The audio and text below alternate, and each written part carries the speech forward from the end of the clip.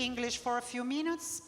Cloud, sports, and streaming at scale, sharing experience from real-world deployments by Carl Furgusson, MediaKind, Lutech. Please. Thank you. I apologize now, this is going to have to be in English, but thank you very much for the opportunity to speak today. So if you have content, whether you're a broadcaster or a sports league, you have many opportunities of what you want to do with that content. Maybe you want to try and reach a younger audience. There are more than 8 billion active Apple devices in use around the world today, far more than there are TVs in the world. And then you add on all of the Android devices as well. So if you want to reach a younger audience, then taking your content and providing that on a streaming service is one way to reach those younger people, and then they become the customers for your broadcast channels in the future. Or maybe you want to increase your brand awareness. You have content that's not available on broadcast, or maybe you're a sports league like the football league where Series A and Series B gets televised, but maybe all of the matches of Series C and Series D, they don't get broadcast. So there's lots of content available that's not reaching fans through broadcast, and so if you put that type of content onto a streaming platform, you can increase viewers, this can create more value for sponsors, and then you have the opportunity to monetize that content by maybe doing advertising or other things like that. Or maybe you want to expand the reach of your content. How do you take the league soccer and make it available to fans outside of Italy? And so again, if you were to do this with streaming platforms and doing sports streaming, you can reach new geographies, you can create the opportunity to sell those rights in other countries in the future. And this is what we see with a number of leagues today, and sports leagues, that they're looking at doing streaming not necessarily for direct monetization, but also to try and reach fans or to engage fans with a deeper experience. When we're looking at sports and particularly streaming, then using public cloud is a very natural partner. Public cloud is great for event-based processing. You start a channel up, you pay only for what you use, and as soon as that sports match has finished, you can take the channel back down again. So you're only paying for the infrastructure during the time that you're using it. And here things like hosted Kubernetes instances provide a much faster deployment. If the applications that you're using to produce and to video process a channel are based on native Kubernetes, you can start a channel up in minutes. So from no infrastructure whatsoever, you can press the button, and 2 or 3 minutes later, you have all of the infrastructure running to do a live broadcast channel on a streaming platform. And we have customers today who are doing this on a daily basis. We have a customer who is doing almost 300 channels of sport broadcasting a day, and they bring the channels up, do the sports matches, and then tear those channels back down on a daily basis. And the cloud can be flexible for use. If you only have 2 matches in a day, then you just use the infrastructure for 2 matches. If you have 200 matches in a day, again, you only need to use and to pay for the amount of infrastructure that you need while those sports events are happening. And again, you can also scale with and try new things out. Maybe you want to try ultra-high definition, and you could try that for streaming. Maybe you want to do more or less streaming profiles. With using public cloud, because it's an on-demand, pay-as-you-use type infrastructure, then you can innovate and try new services. If you have things like on-demand assets, like recordings of matches or highlight programs that you create, then again, your storage for that on-demand assets, again, can easily scale and grow as you create those that higher content.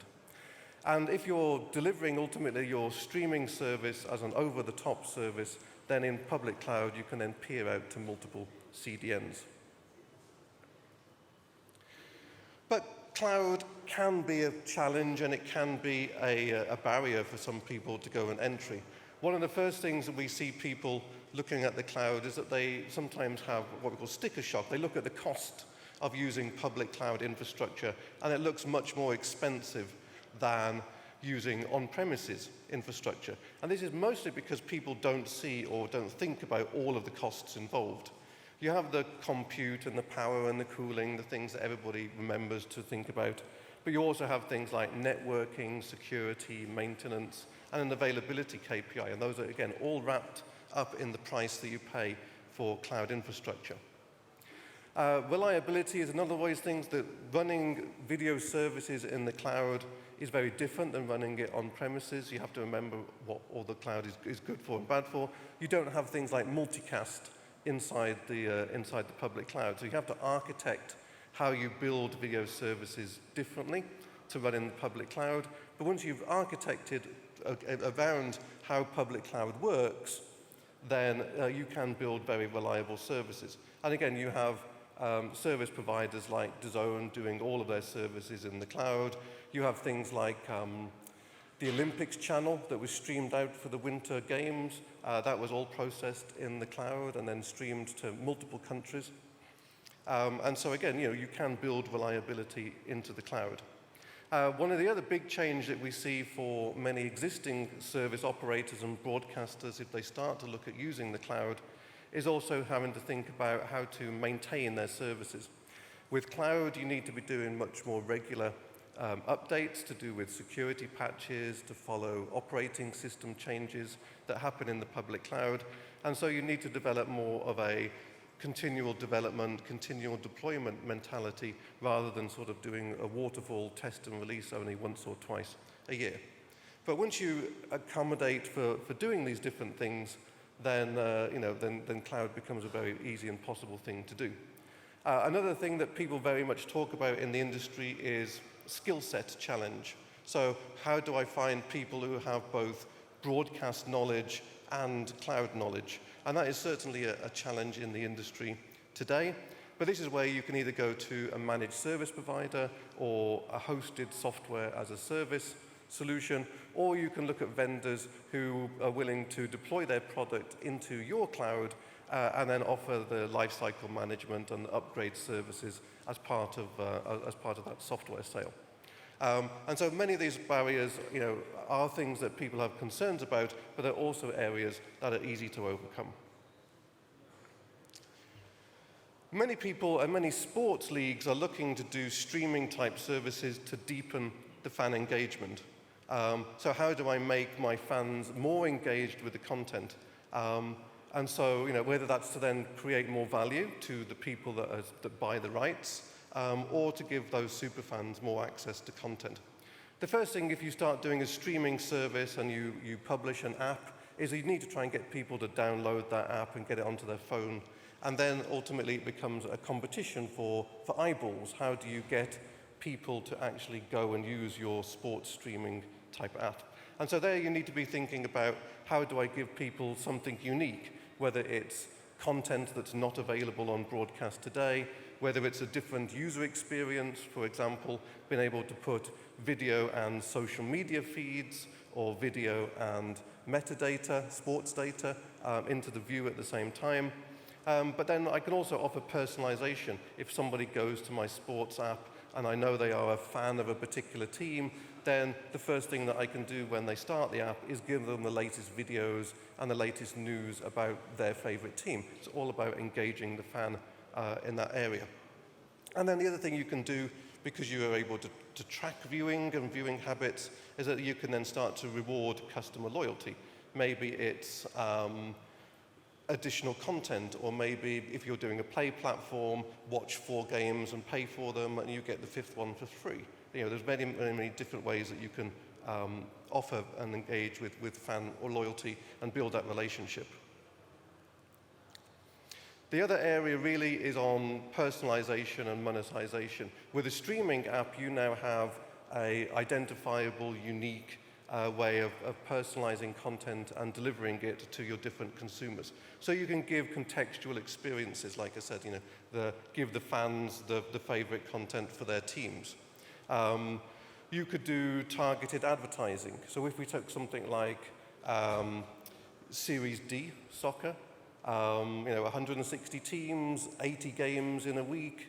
If I had 2,500 fans per team watching sports on a streaming app, and I put in 10 minutes of advertising into every hour of content, you could raise something like €500,000 per week in advertising revenue from that sort of viewership.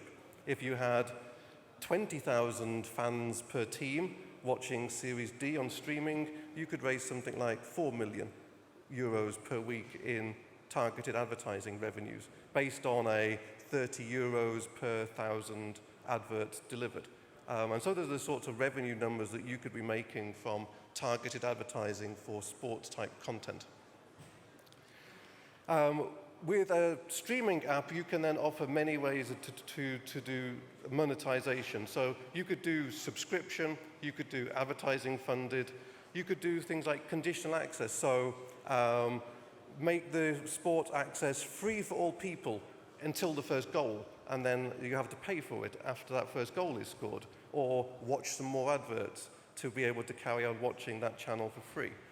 So you could be much more dynamic and much more flexible about the methods that you use to monetize content. You can then gamify all of these viewing experiences as well, adding in synchronized data, making the same experience possible for all of the fans who are engaged in that sport and watching that sport at the same time. Bring in those social media feeds so that people are able to rate and talk and score, or adding betting into the viewing experience as well and monetize content through that way.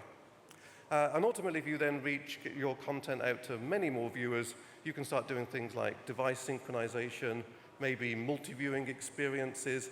One of the things we're doing for sports broadcasters right now is doing in-band data. So they're able to do a focus window.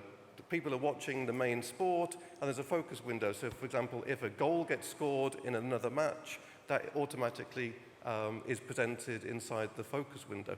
And you can signal that with in-band metadata. So again, you can create many, many different ways of doing new experiences and getting fans much more engaged in your viewing. And this is the sort of thing that people are doing today with their sports broadcasting. So for example, technologies that are in use today, technologies like Engage, with a direct-to-consumer management platform, handling tens of millions of viewer relationships between pay, known identified users who are taking free advertising, and then anonymous users who are maybe logging into the app just using a web browser and not giving any of their identity information. Things like Aquila video streaming headend is a live headend for cloud deployment. This has been used by people like the Olympics channel for the Winter Games streaming. It's been used by sports broadcasters to do these dynamic channels, 300 channels a night of sports channel broadcasting and then tearing those events down at the end of the day. And technologies like Prisma doing digital rights and dynamic ad insertion, inserting hundreds of millions of adverts a month into sports-type content and monetizing sports-type content today. You can see a number of these technologies at the Lutech booth at the back of the area here. There's a live demonstration of a number of these technologies that have been used for live video processing and then have been delivered through mainstreaming CDN all the way to the hall here. And that's the next speaker who's going to talk to you about the CDN parts as well. Thank you, Carl.